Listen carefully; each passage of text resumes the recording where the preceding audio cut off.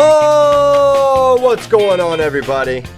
Welcome to episode 658 of FloWrestling Radio Live. I'm your host, Christian Piles, joined today by JD Raider and Ben Funky Askren.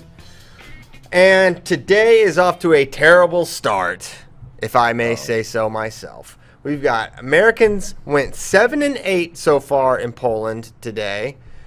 Jaden lost. Dude, who's this guy? I just looked it up. Oh my gosh, he should not be losing to this guy. Yianni lost to Musukaev in the most Musukaev-ish way. And you know what? It's not great, but it was some amazing wrestling. There's many super relevant results that are going to have, I think some long-term impacts. Did you look at heavyweight, Christian? But yes. Do you see what I see? What do you see? Yusuf Hamida, Egypt. Yeah, yeah. Oh, you got another transfer. Oh yeah. I'm in. Oh yeah. It's a weird thing. He's at Cliff Keen, right? Correct. They're the king of this. Well, I just think it's ironic that of the heavies in that Michigan room, that Yusuf Hamida is going to be the one of the Olympics and Adam Kuhn won't be. Possibly. Oh, possibly. Well, possibly. Did he qualify? Egypt did. Egypt is qualified. And he just outplaced the guy who qualified the weight this morning. At the Continentals or something? Is that where they qualified? Yes. Wow. Crazy. Yeah. So Yusuf is... and he had a good win over Tahari. Tahari, that's a good win That's the guy who beat Zare. And Zare is obviously top 5 in the world. He will be in the finals against Gwiz later, but it was still up in the air who Iran's heavyweight rep was going to be, and that's how they were using Poland to determine that. It will obviously not be Zare because he made the finals, which is who I'm sure they wanted. But yeah. Yeah, so craziness. I think we start with Jaden. Because okay. I didn't Yianni losing to Musukaev is at least I'm all kinds of pissed off about that match. So when we get there, you just let me have the I'm all kinds of fired up about that match. Yeah, well it was absurd. I just want to watch it, but I think we should at least discuss the Jaden thing because I think in terms of international wrestling news, this is one of the biggest upsets in quite some time. Who's this guy? Because Jaden hasn't lost at 92 ever, correct? Yeah, I don't think he's ever lost at 92. Or did he lose to Sharifov at 92? Maybe. Yeah. So, well, no, I don't think it would have been at 97. Irrelevant. Oh, I'm sorry, 86. Yeah, 86. So, this Ukrainian has losses to some familiar names to you, namely Nate Jackson, Richard Perry, Pat Downey, Alex Daringer. So, this is not someone you would ever pick to beat Jaden Cox. And we have the clip. We can have that pulled up while we're here. You know, Jaden's just kind of cruising. He's up 1-0, 90 seconds to go, and guy gets in on a right side single and just finishes pretty clean. And then you're like, okay, so Jaden will score, and he gets in deep on this single leg. And now watch this. I'm so surprised he wasn't able to finish from this single leg. Limp out here. So it's not even there. He gets out of there, gets to basic almost rear standing. Then he's got the foot in his armpit, and then he goes double under the foot like this, and he kicks out, and he loses it. And it's funny, Ben, because at the Outlaw 512 practice where Caleb and Mike Mal where we're going over this finish and the risks of going both hands under instead of covering the laces. And right there, you kind of see it can even happen to Jaden Cox. Guys kick out. And then at that point, there's only 16 seconds to go. Jaden, he can play it close sometimes, right? Yeah, of course. He doesn't mind because he rarely gets taken down, and he knows he's good for a takedown or two per match. And he wasn't able to get it done here. So what's your overall takeaways from that kind of a loss, man? Yeah, I mean, without watching the whole match, I did not really see anyone in the bracket. Well, that pretty much was the full match. Jaden had a step-out point after he was put on the shot clock, and then that point was scored. as the Ukrainian guy was going on the shot clock. So Yeah. there wasn't a whole lot of action besides those two big exchanges. Yeah, just looking at the bracket, you don't think there's anyone in that bracket that's really going to challenge Jaden. And really, if you guys remember, I'm like, I wanted him to go 97 because I want to see him against Mohammedian and a few other guys that are in the bracket. Yeah. Because I want to see him challenged because he's never lost at 92, and he won 2 consecutive world titles, and he had been talking about bumping up, and then obviously we know what happened. Yeah, so I would say very disappointing, and like, you know, my first thought was, who is this guy? I never heard of him. So I'm actually on freestylewrestling.org, and he's not even listed in the top 20. Yeah. So he might be at some point. I bet his results can be found there. But for me, I don't think it's cause for long-term concern or alarm about Jaden. First match in a little bit, and I think it's odd he comes out with that NBC article. I'm going to bring the wrath of God down on everybody, and then this is what you do the first time after that. Yeah. I think Sure. he was just fired up in that interview, and I don't know. Yeah, but we were saying after that, we're going to see this new Jaden that's going to come out and Hulk smash people. Yeah. That's not the case. No, not so far. Yeah, it's you know, when you see, if it starts to string together weird things, and maybe it is cause for concern because, well, it's just like, what's going on? Yeah, what's going on? I'm not too worried. I'm not too concerned either. Yeah. Well, Not just ideal. the back-to-back occurrence, the After last two, seeming untouchable. yeah, after seeming untouchable, but more importantly, you go to trials and you don't make weight on time, and then it's like, okay, your next thing, you would expect, you know, all right, you're the heavy favorite here. You go out and send a message, and then you end up losing, and maybe, you know, first time. Listen, maybe the cut is more of a thing. Everyone can say that 92 is not a thing and 97 is not a thing. Maybe it's a thing. He was over on the morning of the trials. So he was over 97 kilograms. So it's not like he walks around at this weight, right? So, and this is 5 kilos lighter. That's, you know, 11 pounds or whatever it is. So that's maybe notable. Maybe it's not a great recovery off the scale. Time, huh? Technically, Corona? Well, the last time he made 92 would have been, I'm not sure when.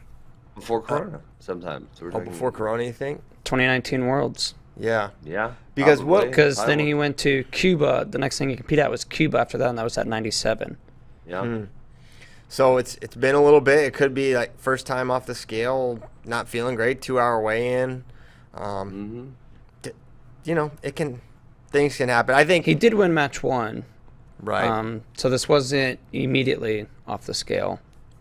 Yeah, but he would have to make weight again tomorrow, also, right? Mm-hmm. But you know what? And the other thing is, it's the little moments can make the overall thing seem bigger.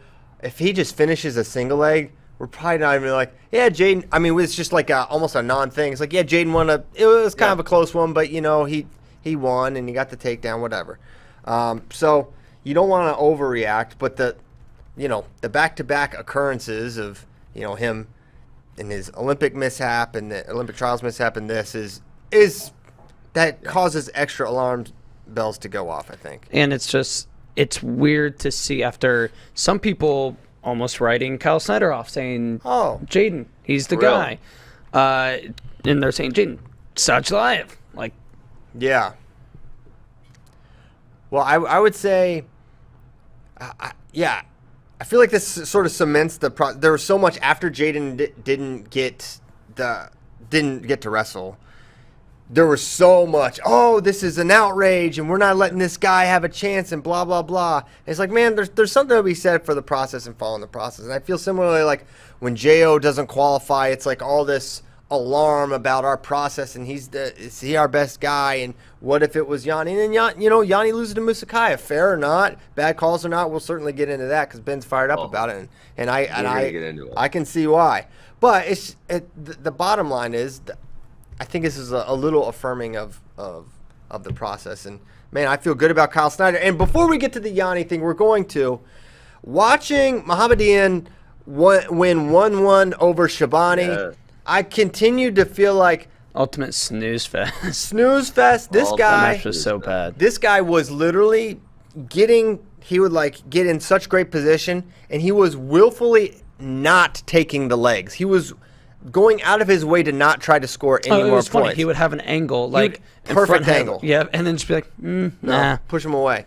So this dude clearly doesn't have any. I don't think he has confidence in his 6-minute tank. I think if you look at the matches that where he has housed Kyle and Bo and Colin Moore, it's just early buzzsaw decimation, right? Decimation. If Kyle comes out with the approach of, listen, just hand fight him, keep him off your legs, chew him up for a minute and a half or so, and they're like, I don't think this guy has any confidence he can go 6 minutes. So I think it's I feel the same way. weather that early storm.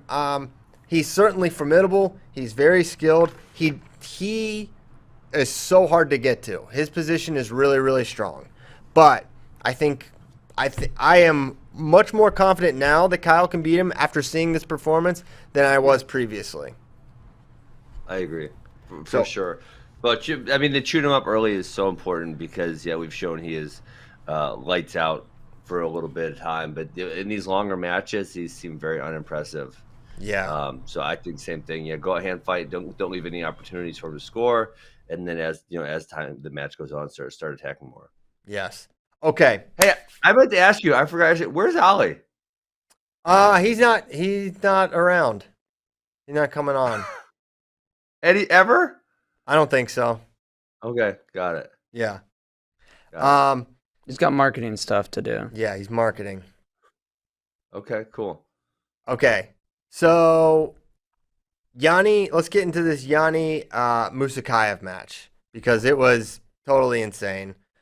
If We you watched haven't, the clips, right? There we go. yeah, we've got the match. No, we've got the match. So if you can start playing it, Tyler. If you haven't seen their first match, it was totally insane. Where Musukaev got up 9-0, almost teched him, and Yianni stormed back, broke him, and teched him, I believe. Or did he pinfall him? No, he cautioned him out. Oh, cautioned him out. It was bad. They had to stop it. Which is early. tremendous. You never see that in international wrestling. It's pretty rare and tremendous. And so Musukaev essentially likes to just double dog dare guys to shoot. Look at him right now. He is like, this is a guy you just want to hide from any athletes you might coach because he just does not do it the way you would ever want to coach your guys. Look at this hard effort on top. Yeah. You've got to watch. You have to watch this match. It's like, the first takedown is like so lightning quick and smooth. It's unbelievable. But he wrestles like, kind of like the old coach where he just like kind of stands there, lulls you to sleep, and then pounce. I believe it's right at the start of the second period where Yianni scores that go out of bounds and he throws him. Can we skip to that by any chance? Because the scramble leading up to that is just really outstanding wrestling. Yeah, so the first period ends 2-0, I'm pretty sure, for Musukaev. Look at him just standing here. And then he just spin moves 360s out. Are we really watching the whole match? I mean, I think it's worth watching. Get the full Musukaev experience. Yeah, well, I think we skipped the second period. Ben doesn't want to watch it. All right, fine. We're gonna miss some good he's time. avoiding. He's just kind of avoiding action the whole time, and then I second think period really heats. The second period heats up a lot. I know, but I think it's notable that he doesn't go on the clock in the first period, given his complete evasion and backwards movement. Yeah. So I thought that was surprising. But okay. Ben has no time for this. So go to the second period, please. So here we go. Yeah, so it ends there. They're telling him off. This is an essential part of the match for Musukaev. He's gonna take all 30 of these seconds. And here he comes. What a legend. So this scramble at the beginning of the second period is really, really high level. And then Yianni, I would definitely argue. I could see how it could be 1. I could also see how it should be 4 because they usually let people wrestle out of bounds. Yeah. That was so smooth. There's right some there. beautiful scrambles. Back in. This is crazy That too. was so smooth on both parts. Yes. Okay, now look. Boom. It's 1 step. Call it 4. Why not? I don't know. I kind of thought That they might. that should be 4. I thought it. They don't call continuation consistently the same Yeah. way. Yeah. Because Yianni, Not at all. in the exact same corner of the mat, he got 4 against McKenna. But earlier on the back right far end of the corner, same position, he only got 1. Okay, Yeah. Freeze. Pause right here. Pause. Oh, right there. Literally, he hasn't taken his first step out of bounds yet. He's going to take one. Yanni's going to take 1 step out of bounds, turn and throw him. Yeah. We've seen guys take 10 steps out of bounds. I mean, literally, Yianni has not put a foot out of bounds yet. He's about to, and then he's going to throw him. There's no question this should be 4. Well, Boom, what 1 is it? step. What does There's the the rule back. actually say about it? There is no rule. We talked about this. There should be a rule, but there's not actually a rule. Yeah, it would. We remember we discussed this. Yeah, I know. It doesn't really say.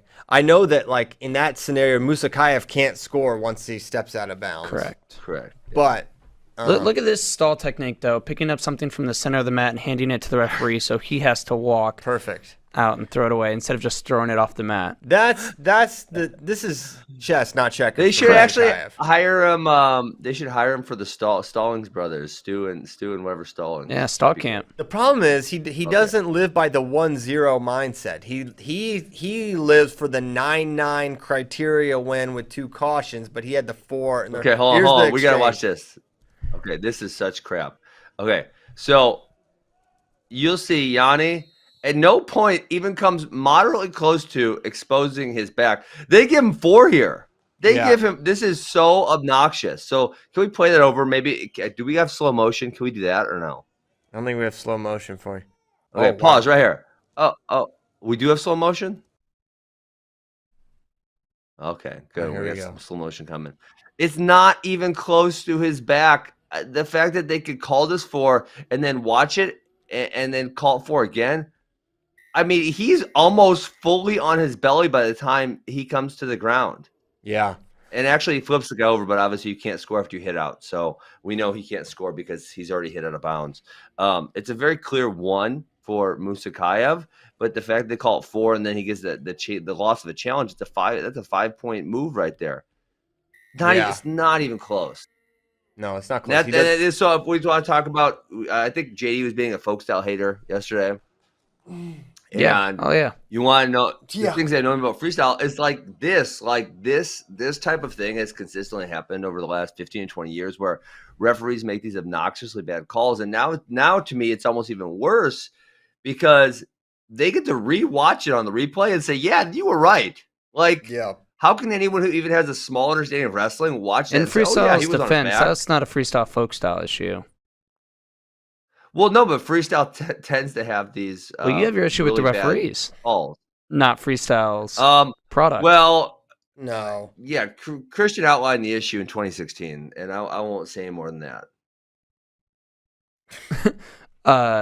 But I don't think I was thinking about it last night, by the way, how to fix folk style, because I was continuing to think about it, and my solution is no periods in folk style. If you get on top, you can remain on top for 6 minutes. Oh, I don't like that. No, because we'll see guys Okay. break, roll over, and pin themselves, which is tremendous content. Or we'll see guys break, and then it's just like a practice match where one guy's literally beating the crap out of the other on top, which is also tremendous content. Oh my gosh, I don't like it. Ben would probably love it. Man, you know what? I actually kind of agree with you. I kind of love some of the things about And freestyle, but that's, then it's to me, things like this that I'm what like, folk style is hold on. all about. What? one at a time. yeah, guys. no, that's fine. But when you watch what just happened in the last 20 seconds, where Yianni went out of bounds and threw him for a very clear 4, lands right on his back, and then we go the other way. I mean, we're literally talking because they lost the challenge. We are talking an 8-point swing in the match. An 8-point. That is 80% of a technical fall. Yes. That's what we're talking right now.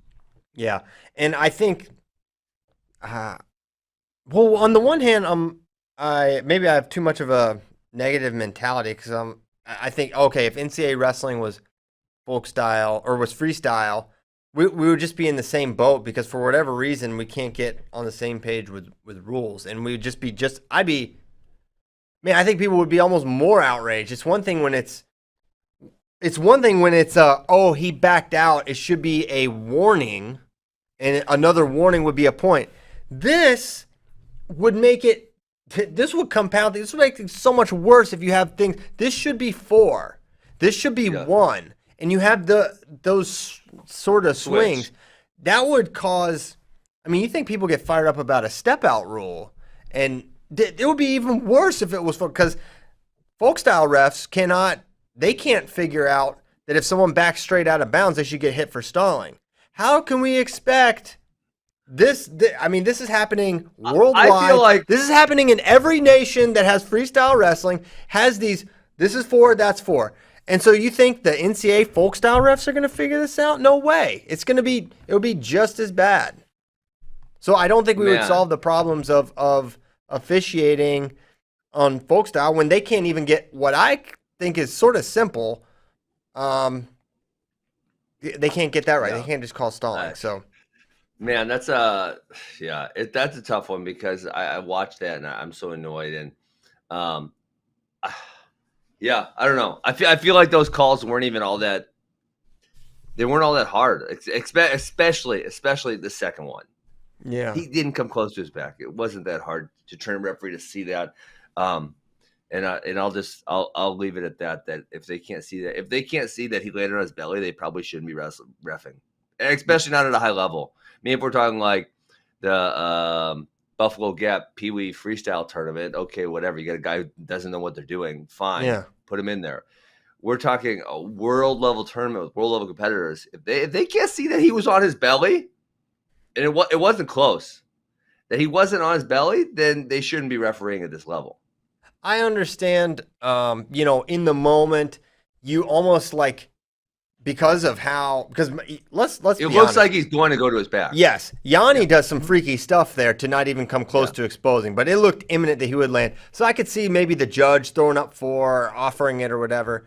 But the fact that it was called for and then upheld, that is tough. And ultimately, as we watched the match go on, there's some other incredible exchanges in this match, by the way. They really are. Oh, are we gonna finish watching it after we get through all of his injury time? Yeah, so much injury time. He did actually in Musukaev's defense in that exchange when he landed straight on his head. Yeah. That would for sure. That would actually hurt. But you lose some of your credibility when you take injury time for anything. Yeah. Yeah, but he didn't take injury time there because USA corner challenged. Oh, that's right. Yeah. So 0 seconds of entry time so far for Musukaev. No, but there is 0, because there's no time limit. You can take as much as you want. Here's the injury time about God knows what. This is the long one. This is his one long one. Yeah, we need to skip. He only stopped the match twice for injury time. That was totally inexplicable, though. Literally nothing happened. And then they just created a mess on the mat that they had to wipe up. That's perfect. It's tremendous. Musukaev is goated, in my opinion. Yeah, this is crazy. Look at this. They're so awesome. This wrestling is great. They're freaky. Now they never put him on the clock, but they did caution and won him. That's interesting. Twice. They did it twice. He loves getting cautioned. Well, the last Very one, close to happening that third time again, and it's 3 cautions and you're done. Yeah, I'm gonna question you guys on that last out of bounds where they put him down. You never see that unless they go out on their back. Correct. This is the crazy exchange. He goes head pinch. Oh my gosh, that was freaking drag, wild. Oh, spins out. Oh, that was ridiculous. awesome. Yeah, the way Yianni has learned to move his body in some of these situations, and honestly, Musukaev does a lot of the same movements. Oh, it's so smooth. They are both just like ridiculous in some of those exchanges. So what is it now? 7-3. You know what's interesting? As I was watching this match, because criteria is, biggest points, then cautions, then last score. Then I was thinking, they came up with that order of operations when you could get a caution for when you're going on the shot clock or whatever, for a shot clock point. And they got rid of that wisely. I'm glad they got rid of the shot clock caution. Now I kind of think... That was wild right there, how Yianni just... sorry, I don't want to skip over it. Here, go back. How he generates power from that super wide leg position. It's, he's almost... I don't want to say the splits, but it's not all that far off. Here, his legs are so wide. I mean, if you wrestled, it's so hard to generate power from there, and he's able to do so. It's pretty crazy. And then that movement right there was wild. It is actually only 5-7. I don't know why they accidentally put another 2 on the board. They take it back off in a They second. know they want it. So what I was saying is, I wonder if they would ever consider revamping criteria so that like cautions was the first criteria, because now that they're not giving them, Here we go. yeah, this is a classic, because now that they're not giving them out willy nilly like they were, if you get a caution, you did something probably pretty audacious to earn it. So I don't know, just food for thought. But now it's 7-5. Ismail is persevering. 30 seconds left, and I think there's still like 3 or 4 minutes left actually in this match. Yes. In the like video. Now, man, this is where I'm he's so surprised good from those splits type. And then he just hops out. Okay, but this is where they screw him. They put him down. Since when do you get put down there? yeah, that doesn't help I thought you Yianni. only got put back. It doesn't help him at all, and he's kind of pissed about it. He's like, no, this shouldn't happen. But I thought you only got put down when you went out on your back. Yeah, what? Caution. He's like, why are you doing this? Wait, why? If he was on top, that'd be one thing, but he just walked out of bounds. It's not like Yianni was. This is a weird call. What happened here? We need a ref on I retainer don't that feel can like that's to the translate rule what's because happening. Yianni is puzzled Fleeing the by it mat also. in the danger zone. 2 Yianni's points saying, plus 1 caution against the opponent. Restart in parterre position. Well, he didn't get 2 but points. no. But the danger zone means on your back. They mean on your back, and that would be 2 points if you leave correct. on your back. Which is, but there's no. I don't believe there's any rule where you leave. Yeah, you're supposed to restart in standing. You're supposed to restart in standing, so they totally messed this up. Yeah, They didn't give him 2 for takedown. Just 1 caution and 1. Sheesh. Then Yianni doesn't end up getting the turn here and loses. And then how did Musukaev follow up this heroic win, JD? He forfeited out. So Yianni is actually wrestling in the finals. This guy is ridiculous. Wait, can we call a ref right now and ask? Because I'm pretty sure that's not the rule, Christian, that you go down. Well, he and just if you read the think rule, about it's not. And if you think about how am I going to give Musukaev a win here, I'm going to put him on bottom. That's his best chance to not give up points. It's genius, frankly. Oh my God. So Yianni's in the finals because Musukaev called it a day. He just was on a vision quest to take out Yianni, and then just said that's plenty for me. And then Yianni ends up teching McKenna. That is actually so weird they put him down. Yeah. I didn't think, or I didn't realize how bad that was at first. My first time through that. So bad. That's awful. I've never seen anything. I think I can safely say I've never seen that. The guy just kind of flees out of bounds. It's neutral, and they put him down.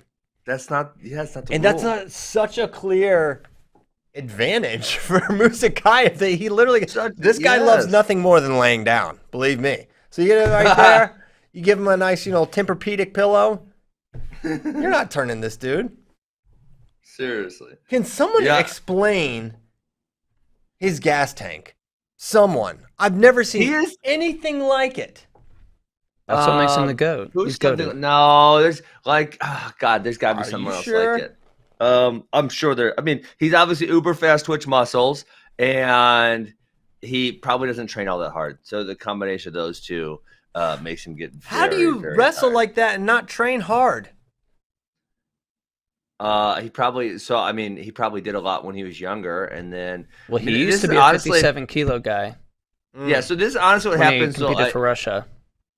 It's not as much like this anymore, but I used to see this more, I think, when there was like less clubs and less systemized wrestling at the youth level. Like a parent really pushes a kid, and the kid develops really great skills. Mm-hmm. And developing great, it's like riding a bicycle. Once you can do the things, you can do the things. You never really forget how to do the things.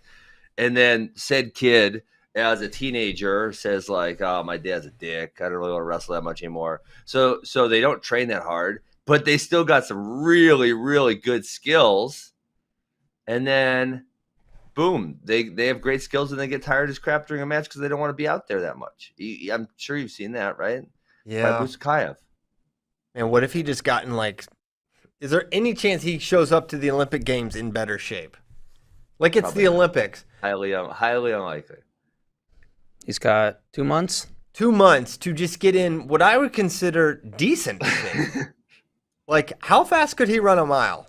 What do we think? Well, what honestly, do we think? it's still pretty incredible that he still has that fast twitch, even though he seems so incredibly tired. Like, he can still do his fast twitch stuff at the end of the for match. Sure. Yeah. Mm-hmm. Maybe He will then just push the limits and lie there for 30 seconds and make his way back to the center in 40 seconds. maybe he's not Take actually. and give up a caution or two. Is it possible he's just not actually as he thinks he's really tired, but he's not actually all that tired. That's why he can still perform. Maybe it's that. No, because I think I think what you saw. So okay, a lot of people I don't believe make him wrestle this pace. So if you think about the European style, it's definitely a lot slower. So you think of the last time when he actually engaged Yianni, right? And they really wrestled like the whole time. He kind of fell over. Right. And so if you notice this time, it was like, don't engage, disengage, walk away, keep space. So he wasn't actually engaging the whole time. So he wasn't having to put out the same level of effort that he was in that previous match. So while he got very tired, he did not get as tired as he did the last time he wrestled him. So, for him, an Iranian or an American who will push the pace is probably worst case scenario. But a lot of guys, just stand around and wrestle a more slow paced match. Right. Right. Is what I would think. Right.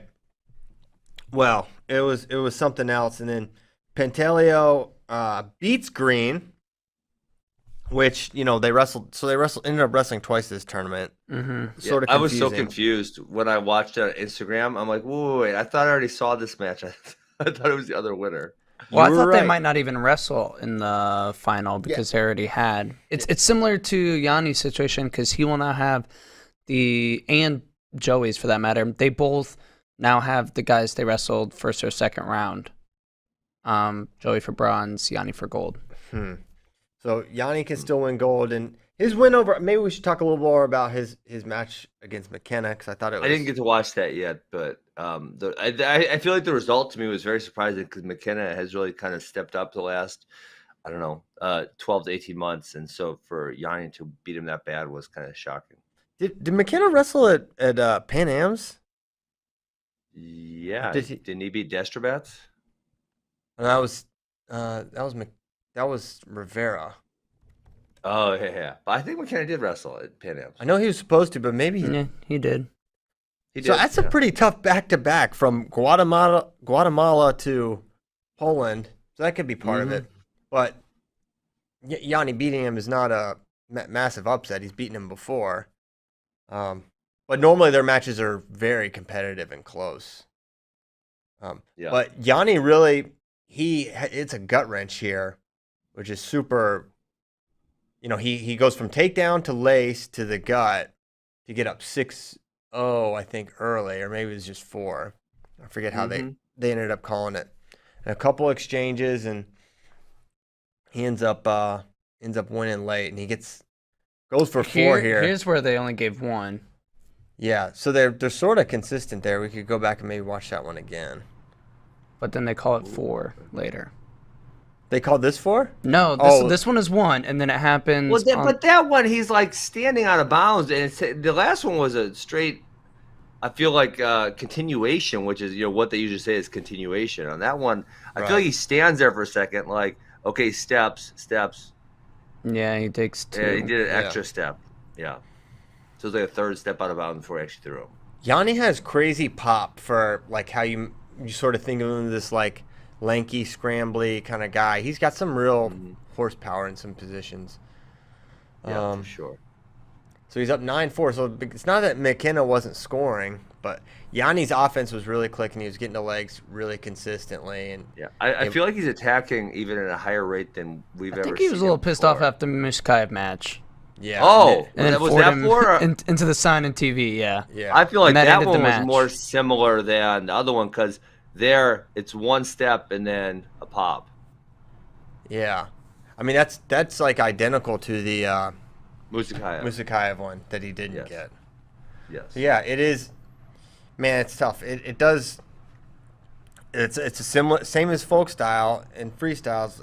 It's tough to, it's a tough sport to follow when you don't know how it's going to be called. And if someone got really serious about rule consistency, the sport would benefit from it. Yeah, absolutely. I really love. I think this is the first time we've been doing this where we're watching these clips during the match. It's really tremendous. Or during the podcast, it's really tremendous. I bet the people that listen on iTunes and Spotify, they're love so it. pissed. Good thing for y'all listeners on iTunes and Spotify. All these matches on FloWrestling.org. You can go watch them. And as is this video file of the show, so you can have it any way you like it. What do we make long term? Because we talked yesterday. It's like Green Pantaleo looked to be the class of '70 domestically for America. Yes. Pantaleo has not beaten Green to this point. And if you'd asked me yesterday, I'd be like, yeah, it's probably something where it's just a bad matchup for Pantaleo, and he may never really crack the code. And then the next day, he beats him. What does it make you think long term about 70? I still would favor James Green. I think it's just one thing. Pantaleo's a tough out. He's wrestled James Green enough times to where he knows what he wants to do. I don't know, but there's a good chance James Green went into that match going, I already beat this guy earlier today. Now I got to wrestle him again. Whereas Pantaleo's like, I got nothing to lose. Great coaching staff. With the Michigan coaches, they put together a little bit of a plan. He executed. He didn't let Green control the ties and the pace. He more kind of worked from space, and I feel like he was executed well. Too. Higher shot volume in this match than in the previous one. I would say I favor. Yeah, look at this one Green. right off the whistle. Yeah. We're 20 seconds in, and he's already got 2 takedowns. I would say I would favor Green, but yeah, I think these two are going to be the class of this weight class probably till the next cycle. And it's funny because they're two guys who are essentially stuck here, right? We've watched them try to go down. Neither one of them can do it. They're not as effective up at the next weight class, and this is kind of the right weight class for both of them. And I think they stay kind of the class of this 1-2 for the next couple of years. Yes. So it will be an interesting rivalry to see how it materializes over the next couple of years or so, and what other 70s could potentially enter the conversation. Jason Nolf went 0-1. He, I won't say he had it won because that's a little dramatic, but he was really in position to win this match against a high-quality guy in Kaisanov. Kaisanov, didn't he place pretty high the one year? So I don't know about his placements, but I know he's got some really good wins. Let me find. Well, the year that it was in Kazakhstan, I thought he placed really high. Oh no! Come on. Yeah. So go back to see it's this surprised. crazy Peterson. He usually has a great feel for that kind of stuff. I'm really shocked that he was able to go through there. And also, his hips are pretty low. I mean, Jason wasn't out of position. That guy was he was generating some serious power from that Peterson. Yeah, it's a weird a position you wouldn't expect. I mean, Nolf, if we go back and really talk about the scenario, it's 34 seconds to left. Nolf is up 1. He hits a beautiful duck, and just his near leg ends up in. And actually, Kaisanov sort of steps over and puts the near leg in and then rolls. No, he does. Yeah, that was impressive by Kaisanov. Very impressive. This is a guy with wins over Franklin Gomez. He's beaten Takatani, a world silver medalist, Yadov, and Kirov. So he's beaten some good guys. Would have been a good opportunity because if Nolf had won, he would have got to wrestle Chimizo. I thought the year that it was so obviously I think it would have been a bronze. I thought the year that the worlds were in when they were in Kazakhstan, he took bronze in 2019. He did. Okay. Yes. So I was right there. Yeah. Yes. So he's a world medalist, and tough match for Nolf, but you see that he can go with these guys. It's just maybe you got to be. Also 2 points is a tough. It's tough to win any match with just 2 points on the board as well. Especially these savvy foreigners, and he really showed his savviness there with that. Yeah, and I mean, but that was, I think, what was it last week? We were talking about Jason Nolf and kind of the issues he has in freestyle and how he hasn't been able to to translate his dynamic folk style offense into dynamic freestyle offense, and so sometimes he's in these lower scoring matches. Mm-hmm. Okay. So, where to next? That was it's a lot of fun wrestling there. Yeah, I'm loving that we're getting to watch it more now that you guys have the coverage. Tremendous. Yeah. So, we talked about Hamida maybe could be the Olympian for Egypt. Mohammedian looks like he'll be the guy. I think Kamita doesn't fall within the window of being available to wrestle at the Olympics, but Darn. I'm not positive. I feel like since he transferred pre-Olympics, maybe there's still somehow it happens, but I would be surprised. Other American interests. Gwiz going for gold against Zare. Zare's beat him in the past, 10-0, I believe. So, bless you. And Nate Jackson going for bronze, not against Jaden. He is 1-1 on the day. He very nearly beat Baranovsky of Poland, but lost 8-7 late. Baranovsky, very, very tough guy. I think Downey beat Baranovsky at Worlds in 19. So, good stuff there. And, yeah, we're loving Poland. So how much more to go is there in Poland, JD? Well, there's the finals for the weights that are wrestled today, and then Greco and women's the following 2 days. Cool. So keep your eyes open for that. And then what is next on the international schedule? Do we have much between now and the games? Not much really. There'll be a few like random tournaments, but nothing like this a ranking series. This is the final ranking series leading up to the Olympics, so Yeah. that's pretty much it. So what do you guys call it? The Yasser Doe? Yasser I'm guessing that'll have a pretty good. I mean, I know we're not going, but that'll probably have a pretty good field. And then the Ali Aliyev, I remember historically that's been pretty good, and those are the same weekend in late June. Correct. Yeah, the 25th through 27th. Yashido's been very good the past couple years because it's been a ranking series, which it is not this year, but it will still be good probably. Yeah. Normally a very tough tournament. Okay, why don't we go to some 133 tiers? Because I think this could be fun. I was looking through the last couple big boards, making sure I'm like, am I missing any potential freshman contenders that could be coming in? And for 133, I didn't see much. I thought I'm not really sure. Are there any I'm potentially missing there, JD? None that I can think of. No, yeah. List. You got to read the list today because yesterday you didn't read the list. Yeah, bad radio. So here's Bad radio. Tier 1. And there's a little bit of a leap here, and I think it's interesting. But I think it makes sense, and I hope it's what happens. I have Tier 1 being Roman Bravo Young, Dayton Dwayne Fix, and Sebastian Rivera. Now, of course, Rivera wrestled at 141 last year, and I think it would make sense for him to come down. I think he wrestled his best at 133. He looked amazing last year, I'll say. At 33, 41, he wasn't quite the same. And I think it makes sense for Rutgers, more importantly. Yes. With Sammy Alvarez, he registered at 61, and we talked about that. Like, wait, can this guy make 61? No, he wrestled at 65, which is 143.3.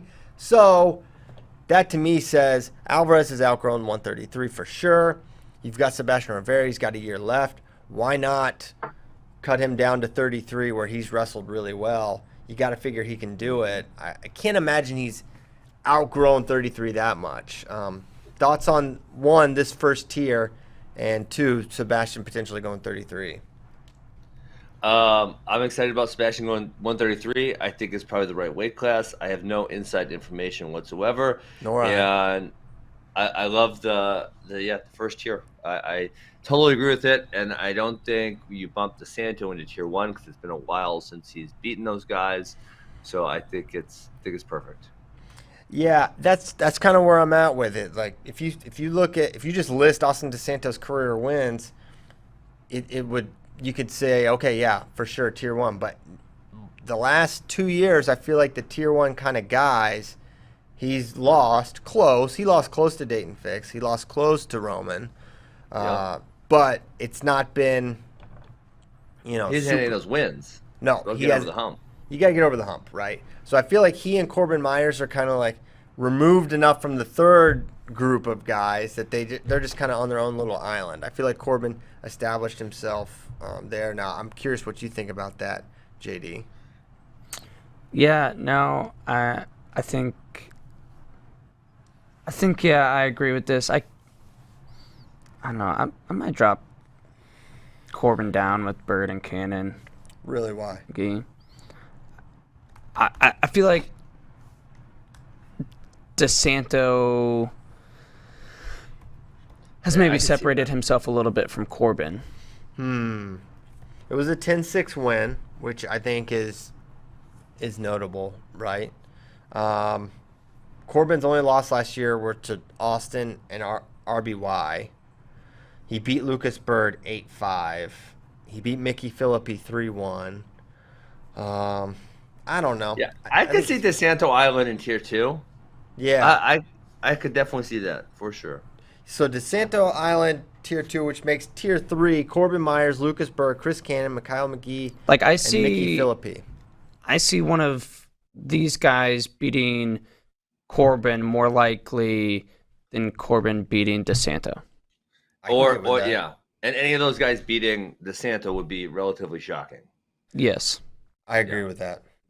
So maybe so. Then again, if Mickey Philippi beat Austin DeSanto, yeah, I don't think that's a good matchup, actually. That was a couple years ago, right?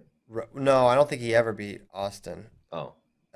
Mickey beat Dayton. He did. Yeah. Weird match, though. And then next tier, Price, Chance Rich, Trombley, Sullivan, and Schmidt. So this weight, once again, sort of falls off a little bit after that next tier. Yeah, someone told me maybe Schmidt's going up. I don't know if I heard that right. I feel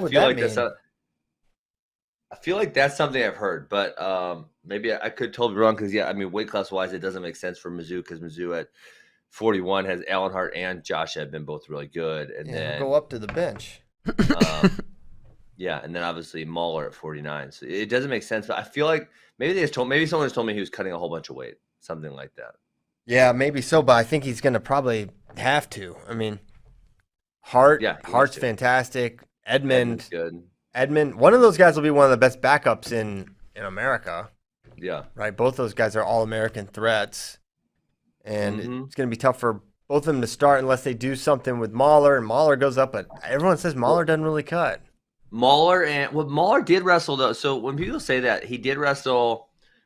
We just saw him in the finals against Ja'Cory Teamer at 70 kg, which was 154. He chose not to go down to 165, which would be under his 149. But yeah, I've heard the same thing where he doesn't cut. So Mahler has a red shirt left. Jake Hughes has a red shirt left. Keegan has a red shirt left. All three of those guys do have a red shirt. But yeah, when you look at kind of bumping up, because they could play, Edmund still has a red shirt then also. So when you look at that, there's ways to finagle that around. But it would also probably include at some point Mahler going 57 and Jake Hughes going to 65 to kind of make room while Keegan redshirts and then scooting back down or something. Yeah, Brock may not cut much, but he does look like a guy that could bulk, could get bigger because he's got kind of a longer frame. So I could see him putting on the size. But it's also if you're for the freestyle weights, if you're a true 149 pounder, 65 kilos that's a real pull. A lot of our 49s have went down there, Christian. Yeah, that's kind of the weight where you see guys wind up, but I think we kind of discount the fact that it's almost 6 pounds less, right? That's substantial. Yeah, but you think about Jordan Oliver 149, Metcalf, Molinaro, Zane. That's where 49 pounders go generally. Right, but a lot of those were also day before. Metcalf never did it day of.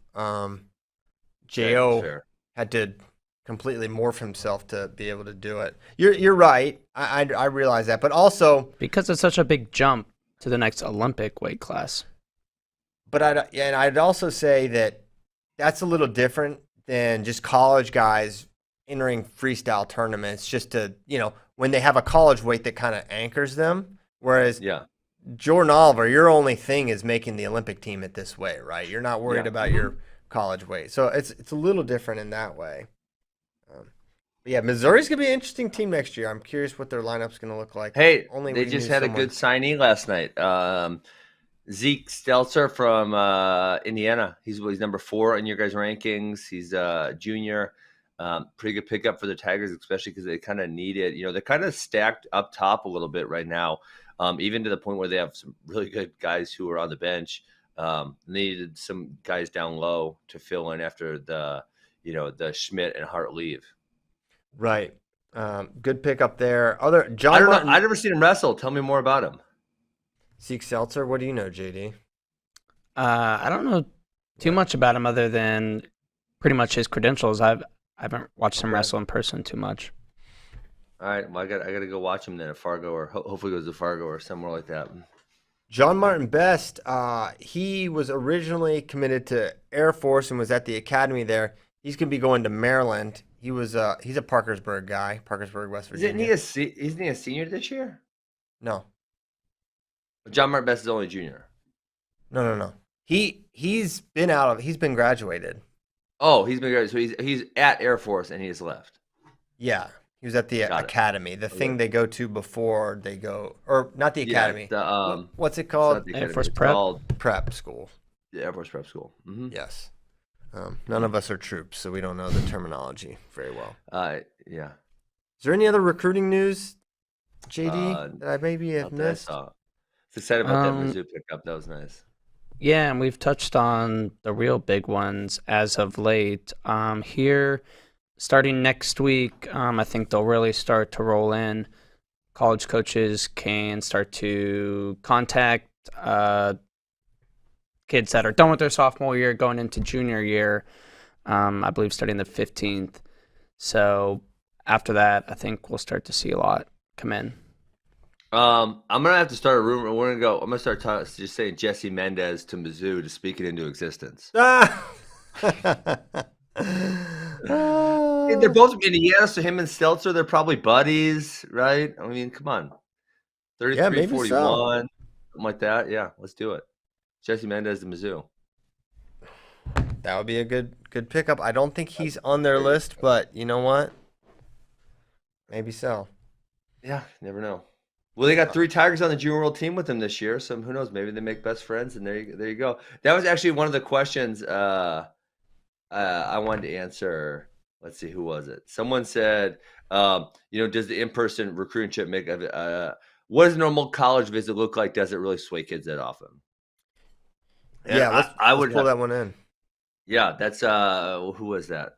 That's Daniel Magana.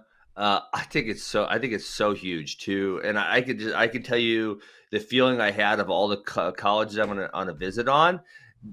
The reason I chose Mizzou, and Mizzou was a distant number 1 to everyone. I loved it when I went there. I just felt like really a connection with the team. I felt a connection with Coach Smith. I was able to make a good decision. So all 4 of the guys I met on my first recruiting trip, I'm still friends with them to this day. We're talking 20 years later. I'm still close with all those guys. So I felt a certain connection with them. I loved the town. I loved Coach Smith. And yeah, so, for me, that was it. That was what sold me. I said a few of the other towns, they felt too small. I didn't feel certain connections to other places. So yeah, for me, that was huge. And I kind of always feel like that's a big thing to kids. Like, go there, see how it feels. I mean, this is a place you have to live for 5 years. So, if you're going to rely on the reputation of the wrestling program to make your decision for you, it's a bad idea. You got to kind of like the whole thing. Yeah. So it's funny because there's a few recruiting, scenarios you actually kind of hear, and you're talking to parents or talking to the kids about what.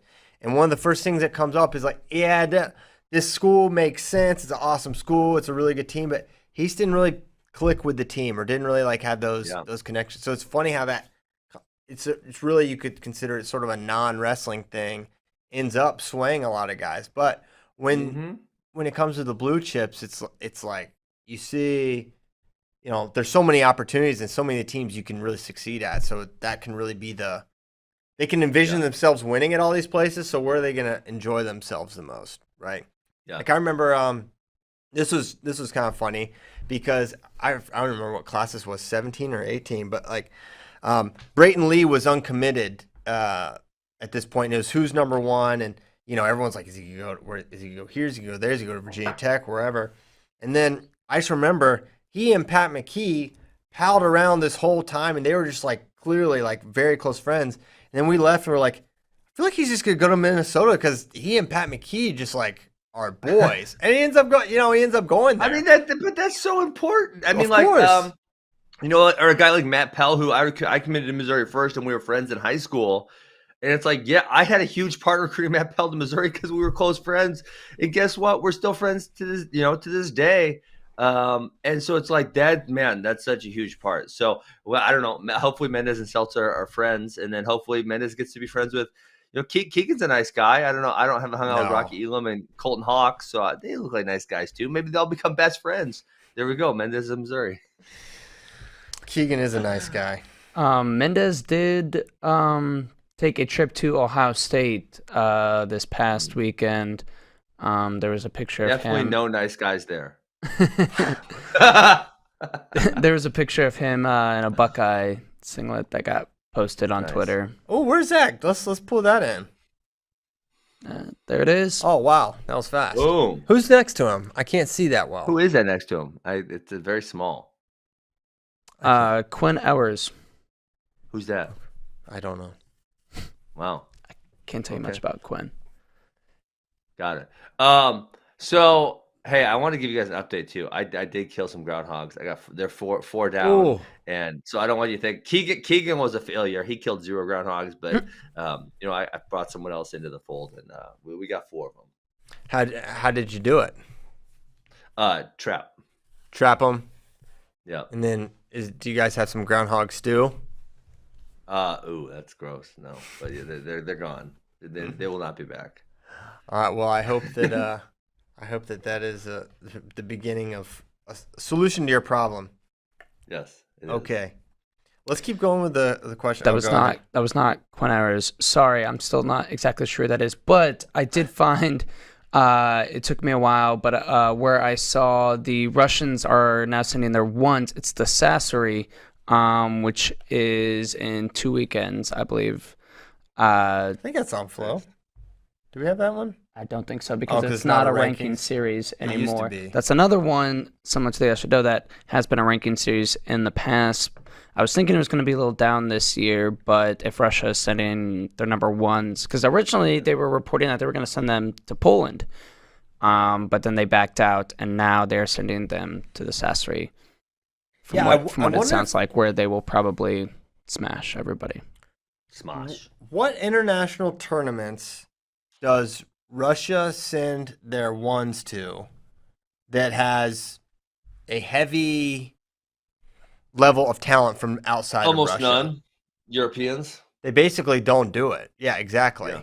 Which is like a European, which is like basically a sort of a mandated thing. They have to participate in it. If they send their ones is one thing, but they basically don't do it. So I feel like they saw the Poland entries. They're like, I don't want our heavyweight to see Zare, or I don't want Sadulayev. No one should get a feel for Mohammedian. Or Mohammedian shouldn't get a feel for Sadulayev. So no, we're not going. That's it. That's one of those things where if you think about making international wrestling a bigger deal, you have to have your superstars out there on a more regular basis. And the fact that Russia, like a lot of those dudes, only show up twice a year, it's not great for spectators. No. They need to be showing up ideally 8-10 times a year. And I know that's probably impossible, but that's probably, if we're talking from a spectator standpoint, most ideal. Wrestlers wrestling, I find, is one of the most important parts in popularity of the sport. For real though, but people don't get it. People rarely cite that. If you're talking about international wrestling, people very rarely cite that fact. I think it's cited. We cite it here. Let it not be said we don't cite it. Cited quite a bit. And UWW knows that. That's why they put in the ranking series, and not just a seeding committee or continue completely random draw. They want to entice guys to wrestle, but when you weigh the ranking series heavily enough, to where winning a world title basically gives you the number one spot, or winning a world title and then winning Euros gives you the number one spot, and you don't have to compete at anything else. It kind of, I don't want to say diminishes that, but it there's no need to wrestle outside of that, or you just don't care. You can also that too. Tell me why this is a bad idea. That you would have to qualify as an individual for the world championships. That you would have to Sajalive. You would have to go through some sort of a process to. No, so I don't actually like that answer. I like the I mean, it's not bad. I don't hate it, but I would prefer the way you could incentivize other people to wrestle would be every team gets one representative, and then you have a set amount of wild cards based on how they did. You know, maybe it's 4 extra guys get to wrestle or 6 extra guys get to wrestle. Then all your guys would be hugely incentivized to go compete more, so they got enough points to be the wild card and be the representative at the Worlds. I wouldn't mind that. Yeah. One thing I wonder about a lot of wrestling. Yeah, Sorry. I wonder how. Okay, let's say Russia gets 2, and they'll get 2 in many ways, if not more. Like, how do they? Do they let the guys wrestle each other? Do they make the ones the winner against the 2s, and the 2 they make the because like in America we have a lot more choice in those sorts of things, but like Russia would be like, no, you're not wrestling. This guy's wrestling, kind of thing. If they were to hit at Worlds, that'd be one thing I would worry about. Yeah. That would be. I mean, yeah. I think you're gonna have to. I mean, obviously they're gonna be on opposite sides of the brackets, so they would only meet in the finals or the place matches because you're not gonna put the same country on the same side. True. So. I don't know. Maybe they lay down in the finals, maybe, but then maybe you know they can do that gimmick where they the Cuban wrestlers were throwing the matches, and you're right, they suspended them for 2 years, so you could always do that too. Right. Okay, let's get to some questions. Some more questions. Oh, hold on, I got to update. Quinn Ewers is the number 1 football quarterback, and he's got a sick mullet. Okay, got it. Mullet update. This is a weird. I didn't understand this question, but I'm going to ask it anyways. Joe Femener, back in high school, how many days in a row did Askren wear the same pair of blue jeans without washing?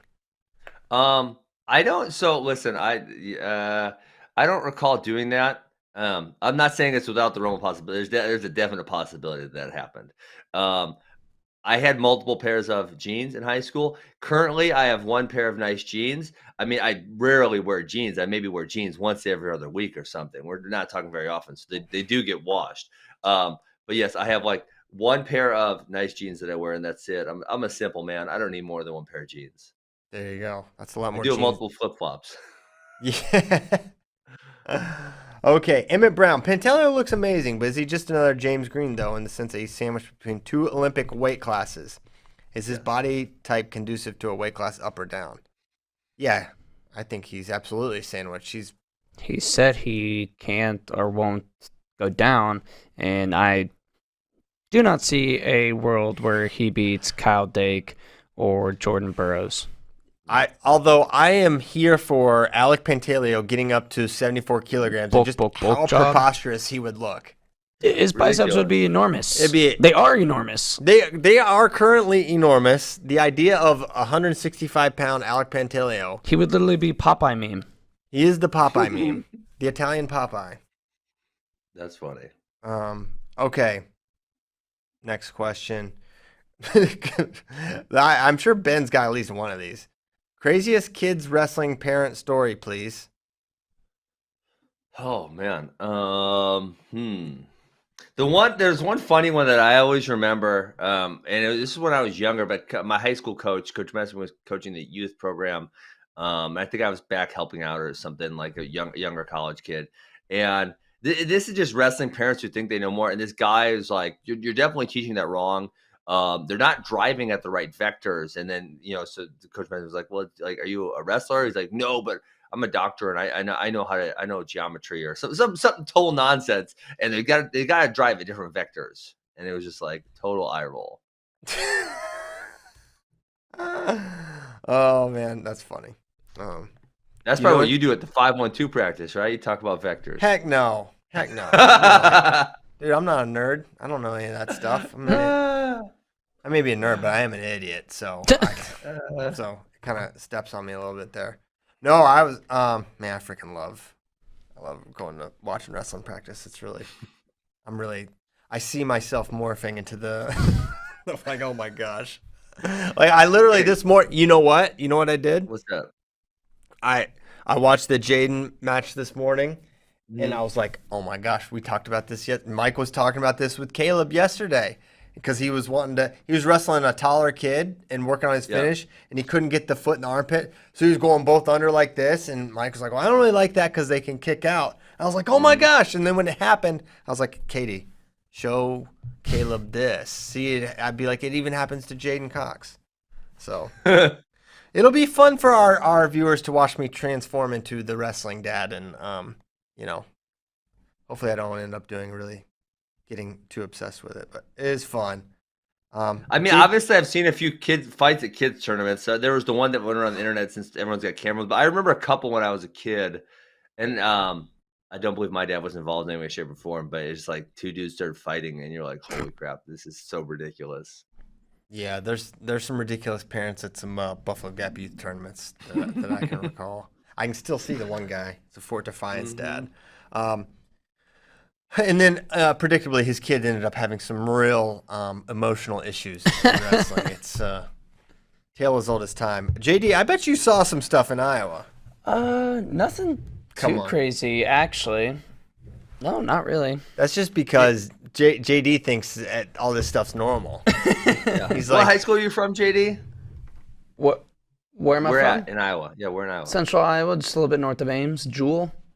Look that one up. Hamilton County. South Hamilton High School, baby. Go Hawks. Do you know who else is from Hamilton County? No idea. Andy Hamilton. It's true. Is that serious? That's true. He went to Northeast Hamilton, and I went to South Hamilton High School. Wait, so how is Hamilton so big in the middle of nowhere that has multiple directional high schools? Because it's huge. Because Hamilton County is huge. Like if you were in Hamilton's the whole county. I was like an hour to school. Oh, I was thinking it was like a city. Like we're talking like, say, for example, in Ames, where my wife's from, Blue Valley. So Overland Park, they have Blue Valley North, Blue Valley Northwest. Oh no, right? This is literally county with miles and miles of farm in between. Got it. Wow, that is up there in the middle of nowhere, right there by Stanhope. Yeah, slice of the good life. Nice. Okay, slice of the good life. I have a Stanhope T-shirt that I wear sometimes. Please wear it again. It's the one with the watermelon. Oh, that's a good one. All right, next question. If Wick goes to Penn State, who will win the national title next year, and why won't it be Penn State? Because Iowa is returning everybody. Oh, I don't know. Well, they already got Max Dean. If they get Evan Wick too, I'm favoring Penn State. I mean, it's interesting. Without just off the top of my head, I would still favor Iowa without whiteboard warring it out. Well, so for in a dual meet format, I think you could definitely favor Iowa, especially because Penn State still doesn't have great answers at 49 or 57. But you think about the amount of points. Okay, national champ 33, national champ 41. That's 25-ish points each.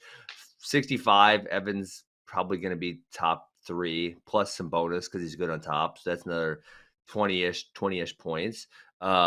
74, you got a national champ. We're talking 20 plus points. And then you have 2 national champs, 84, 97. So you're talking another 20, 25-ish. I mean, we're talking that's 130 points just between those guys right there. Yeah. Am I doing the math wrong there? No, you're not doing it wrong. I would say, I think Penn State has a better shot. Maybe this is wrong. Maybe I have this backwards. But I think they have a better shot in a duel. Than why? So why do you think so? Because I mean, the way I'm looking at it is those guys are all, a Roman Bravo Young's only going to score 3 points, but he's going to score 25 and that. They're gonna those guys. Those Spencer. 6, those 6 are going to score very high level points at NCAA. Is like it's hard to see. I guess maybe Max Dean. Take Max Dean out, it's hard to see any of those guys finishing below 4th place. Very difficult to see for me. Yeah, that's fair. I'm curious. I'm curious about Kirkfleet. What's he look like next year, folk style? Yeah. Cassiope beat him soundly last year. Can he do that Yeah. again? Max, to me, Max is the thing. And also, we're hypothesizing about Wick, who is in State College right now, I believe. He's on his visit. Definitely sometime this week. Yeah. Okay, so that's definitely notable. But I think tournament, it's going to be tougher just because similar to last year, there are going to be some spots where they're just not likely to score big points, whereas Iowa should have scores everywhere. Yeah. I just wonder,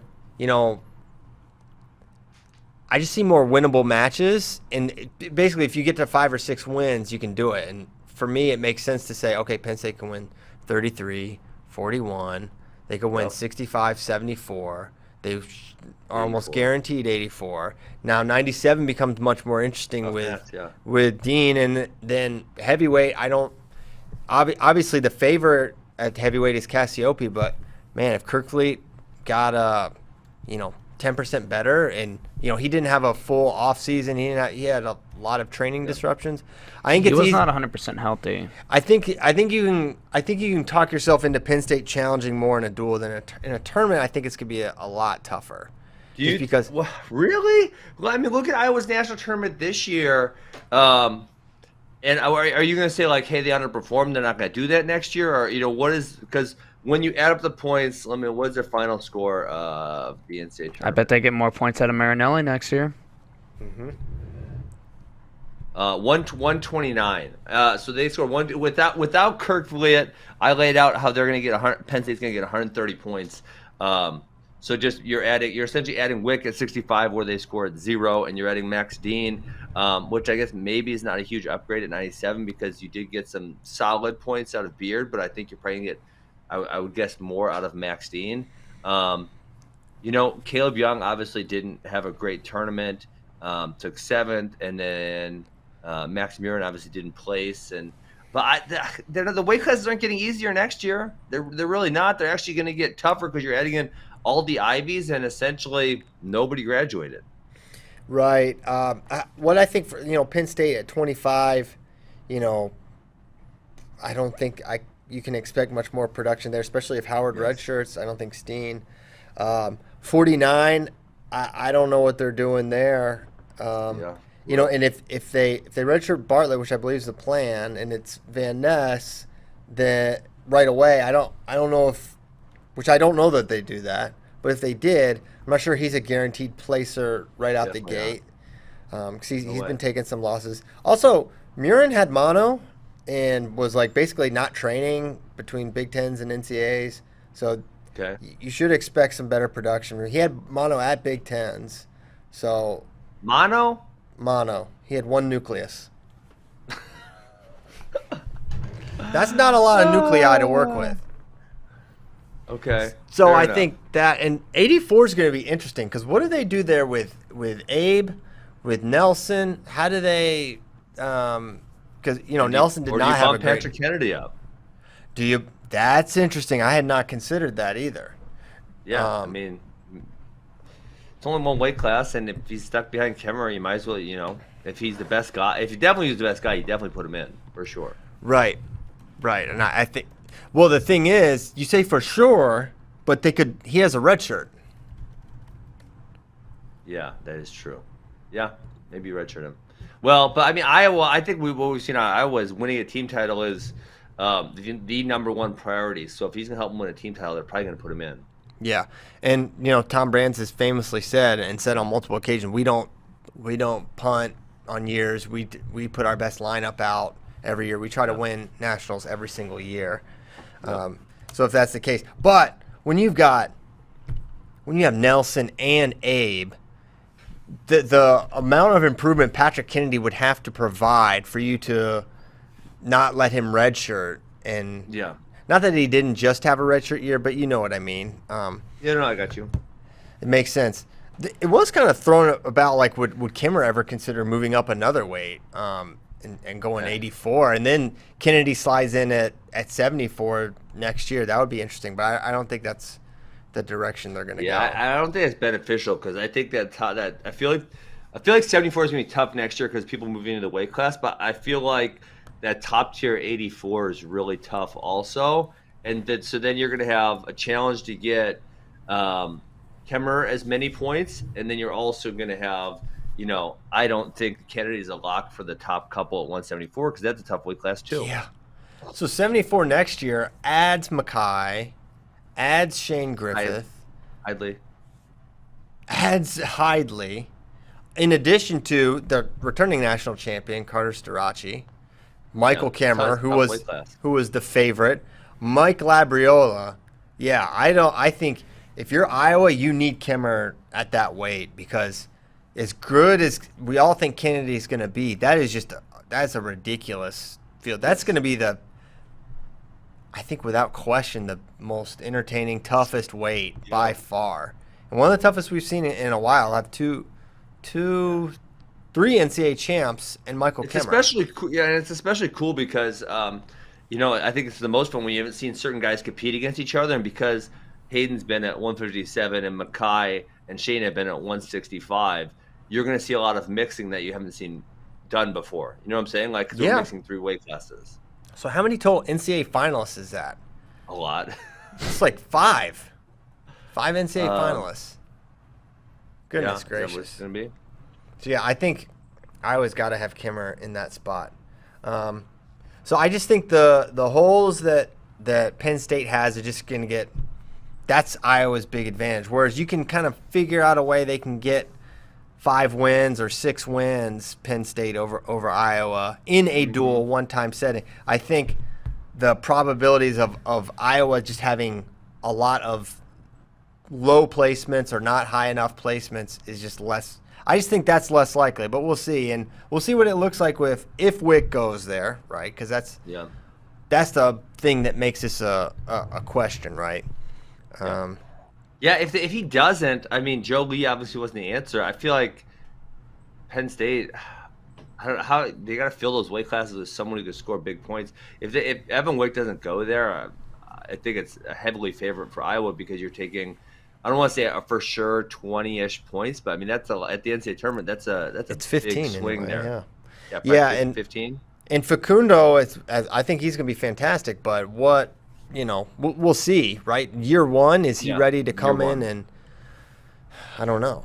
What if you get Facundo down to 157?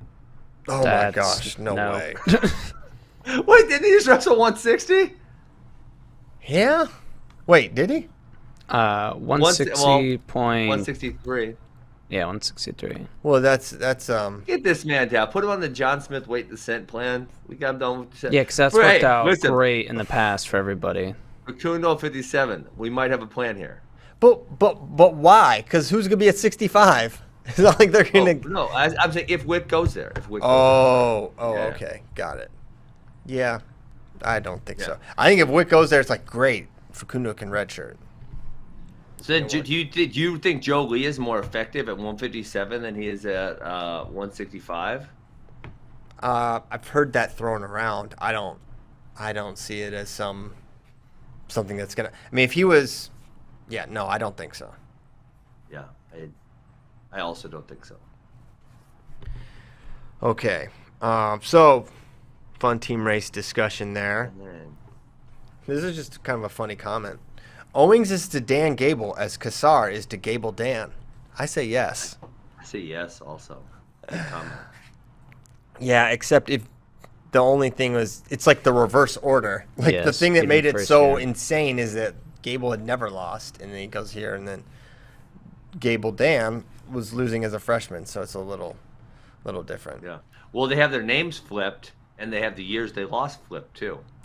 Oh my gosh. My mind is blown. I feel like we have to stop the show now. Okay. This is a fun one. This may take the remaining portion of the show. How will the new name, image, and likeness laws impact NCAA wrestling? Follow up. How many current NCAA wrestlers would realistically be able to get a national sponsorship? And this guy, Bobby Lahiff, says, I say 3, Spencer Gable Ferrari. I think there's more than that. Yeah, there's more than that for sure. Because think about wrestling apparel companies. That's a national company. Yeah, you would need to differentiate high paying, right? So Spencer, Gable, and Ferrari are worth they're worth a lot of money. They Yes. really are, because we talked about international level. One of the biggest issues with international wrestlers is they're not as visible as college guys are. College guys are way more visible. The one problem I'm going to see is, and I'm very curious to see how it's going to play out, if Iowa is a Nike school, which they are, correct? Mm-hmm. If they will allow them. If they will allow them to wear other things within the competition, and whether that's wearing a T-shirt that says, say it's Adidas, right, or Rudis, whatever, are they going to let them wear that, or are they going to say, during our time, right, when you're in our competitions, you're wearing exclusively our gear, and then in freestyle season you can wear different things? Or how are they going to outline that? Because obviously if you take the sponsorship rights away for specific athletes during season, that decreases the value of the team's total sponsorship by a lot, because you're having the best guy wearing something else. So I can't really foresee the NCAA allowing that to happen. Yeah, I would be highly surprised if institutions allowed kids to wear whatever brand they wanted to. Yeah. If it was a direct competitor with their partner. Yeah. It's. I would imagine if it's apparel, it's going to have to be something that they're doing. They're wearing outside of competition, outside of even warm-ups, probably even practice. They would probably I would figure it all come. So that's definitely gonna be a complicator for sure, because these schools are not gonna allow that. But maybe would one of these schools say take the leap and be like, no, you have to wear this during the competition time, but otherwise you can wear do as many social media posts as you want with this brand or whatever, stuff like that. Yeah. And there's tons of small things like that I would assume that some of these wrestling companies will do, like, hey, let's see, who would be someone like say a Sammy Sasso, like, he's a relatively big star but not like huge. Hey, here's 500 free T-shirts to be with us, and then you could sell them at summer camps. So Sammy Sasso sells them $20 a pop. He makes $10,000. The company didn't invest that much besides creating the T-shirts. That something like that. I think those things could happen, which are sponsorships on a smaller level. I think those things, and $10,000 to a college kid, that's a lot of money. For a college kid, that's a lot of money. So I think when we say sponsorship, what does it all entail? I could see a lot of really low level guys getting like, hey, here's 5 free pairs of shoes and and some gear. Wear it in the office. That type of stuff. I could see that for sure. Yeah. Other some of the more marketable guys, obviously Spencer Gable Ferrari, but RBY Roman was going to be the next name, and Yianni. Those are two big ones. And really any of the Iowa, Penn State, the big brands, they're going to be able to capitalize on it more, which makes me wonder, as name, image, and likeness. So a lot has been said about the transfer rule and how it's the rich get richer. And that's a big fear, right? But I think name, image, and likeness should be the big one, right? Because listen, you're gonna be more. Bottom line, you're gonna be more interesting and more marketable if you're at the big market. If you're at the Power program and the Power conference, that just makes more sense. So they're gonna. But what? But here is, if you're number 2 on your team, then you go way down. Like the Spencer at Iowa. If you think the number 2, if Spencer wasn't the number there, 2 at Iowa is way bigger than the one at. No. Because if someone's buying Iowa gear, they're gonna buy Spencer's. And so if you took Spencer out of the equation at Iowa, the new guy who goes to number 1, whether it's Kemmer or Marinelli, their sales would go way up. For sure, right? Because those Iowa fans are going to spend money on whoever their biggest hero is. Now, it may still be higher than other places, but you're going to have a huge drop from the number 1 to the number 2. So if you're not the number 1 guy, if you're the number 3 or 4, man, good luck. That's a good point. I hadn't considered that. Well, good. I mean, think about like Oklahoma But it's like State. sales of what? T-shirts, gear, apparel, right? I mean, whatever it is. Think about number 1, Dayton Fix. He's a huge star at Oklahoma State, right? And everyone's probably buying his gear because he's number 1 guy. All of a sudden, Ferrari wins this national title. Where's all the dollars going? All the dollars are going to an AJ Ferrari freaking T-shirt. Ferrari's also it's got a special little cut here that you can rip it off, right? So, the sales are going to go to the number 1 star, and that's going to affect number 2 and number 3 and number 4. For sure. So, and definitely if you're we're talking the 10 starters. If you're number 5, 6, or 7, man, you ain't selling nothing.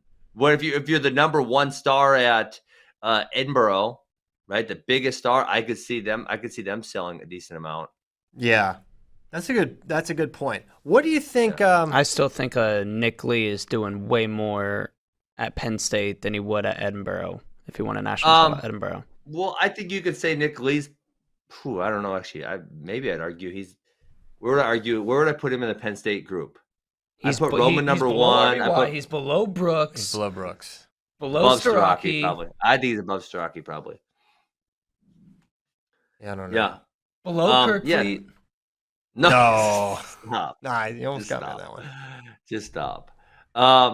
Yeah, I don't know. So I obviously we're talking all hypothetical. We'd have to see what the sales are, but I feel like if you're the top guy at a power program, it's going to be huge for you. And then once it starts dropping down a little bit, it's really going to negatively affect you. Whereas, like say me at Missouri, when in that era, like I feel like I would have sold a huge amount because, at that point in time, I was the only big star on the team.